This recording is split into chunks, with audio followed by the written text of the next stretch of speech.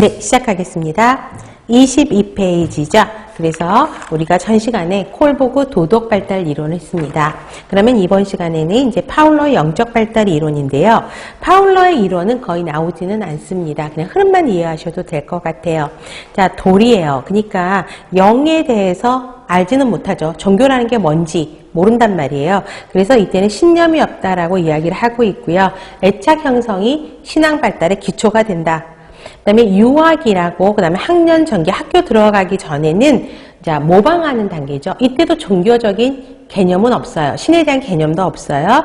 자, 다른 사람의 행동, 누구예요? 부모들의 행동을 보고 식사할 때 기도합시다. 그러면 애도 따라 하죠. 근데 종교가 뭔지는 모르는데 우리 엄마 아빠가 밥 먹을 때마다 이렇게 기도를 한다.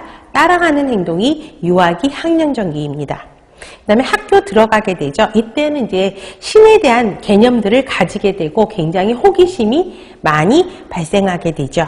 그 다음에 상징은 이해하지 못해요. 그리고 신의 존재는 하느님이 있다는 건 믿는데 그 다음에 응답을 기대해요. 이 말이 뭐냐면 내가 열심히 기도해서 하느님한테 뭘 이거 달라고 하면 하느님이 답을 해주실 거야. 근데 해주시나요? 해주실 수도 있지만 애기들 생각에 답을 안 해주면 거기서 또 실망을 하게 되죠. 그래서 보시면 되겠고 중요한 건 질병이나 손상이 있다라고 하면 아프면 하늘이 나한테 벌을 내린 거다. 내가 잘못한 것에 대한 벌로 아프다라고 생각하는 개념이 이 단계입니다. 청소년기는 조금 더 추상화가 되고 원칙화가 되죠. 그 다음에 기도가 항상 응답을 받지 못한다. 초등학교 때는 기도하면 하늘에서 바로 계시가 내려온다라고 생각을 하지만 청소년기에는 그렇지 않다라는 걸 알고 또 종교관을 변경하기도 하고요.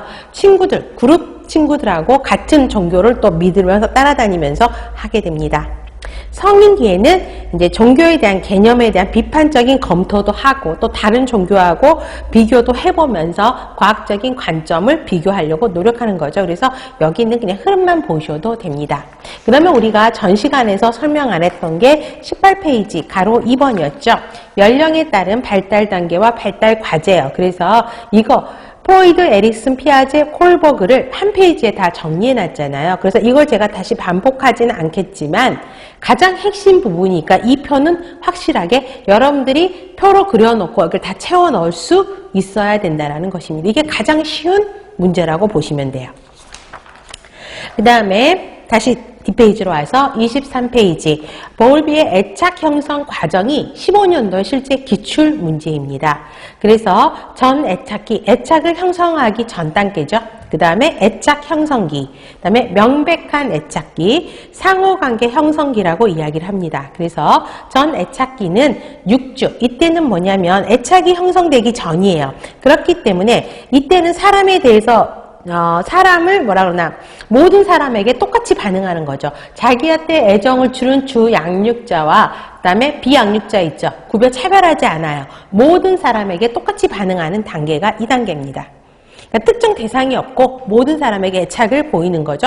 옆에서 막 히하고 뭐 웃고 막 이러는 거는 똑같아요. 그렇지만 애착 형성기는 자, 신뢰감이 발달하면서 생기는 거고요. 친숙한 사람과 낯선 사람을 가리기 시작합니다. 그게 뭐예요? 그러로 인해서 나타나는 행동, 낯가림. 낯을 가리는 거죠. 그래서 자, 자기와 신뢰 관계가 있는 사람은 굉장히 좋아하고 그 사람한테 가려하지만 갑자기 낯선 사람이 앞에서 아무리 웃어도 도망가죠. 그죠? 싫어하고 울죠. 이게 이 애착 형성기 단계입니다. 그래서 여기서 가장 중요한 단어는 낯가림이죠.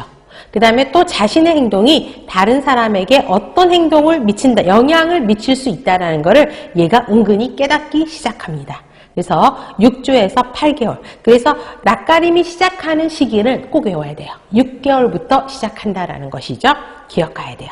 그래서 엄마랑 타인을 구별한다라는 거죠. 그래서 엄마를 향해서는 소셜 스마일이라고 하는 사회적 미소를 보이게 되고 다른 사람을 보이면 싫어하는, 안 가려고 하는 걸 보이게 됩니다. 그 다음에 8개월 넘어서부터는 명백한 애착기. 애착이 형성된 사람한테는 자꾸 그 사람한테만 가려고 하는 단계죠. 근데 보세요. 자, 12개월부터는 분리불안이 더 나타난다라는 거죠.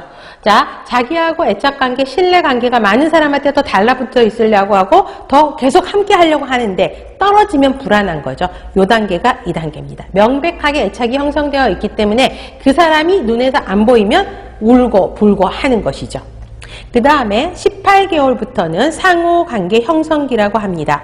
자, 분리불안이 대상 연속성의 개념이 획득했다는 증거예요. 자, 쉽게 말하면 대상 연속성의 개념이 아까 뭐였었죠?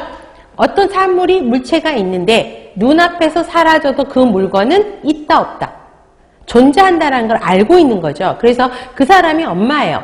엄마가 내 눈앞에서 사라져도 그 엄마는 있는 거야. 그런데 엄마가 눈에 안 보여. 그러니까 불안감이 발생하는 거죠. 엄마를 찾기 시작하는 거죠. 이게 분리불안이죠. 그래서 분리불안 증세를 보이는 게 대상 연속성의 개념이 확립되었다라고 생각을 하고요. 2세 말 되면 2살 넘어가면 애착을 형성한 사람들의 행동을 예측할 수가 있어서 이때부터는 서서히 감소하기 한다는 것입니다.